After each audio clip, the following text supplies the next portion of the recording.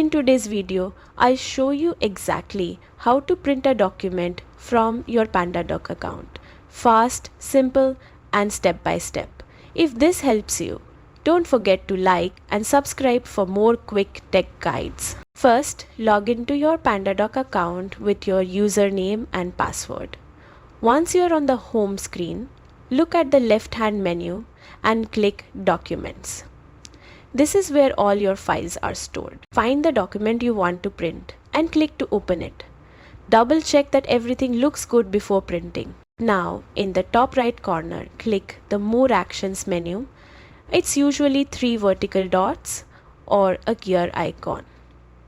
From the drop-down, select Print.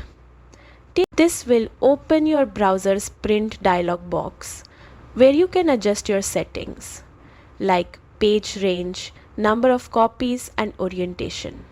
Once everything's set, click Print to send it to your printer. That's it. You've successfully printed your document from PandaDoc in just a few clicks. Found this helpful? Hit the like button and subscribe for more step-by-step tech tips.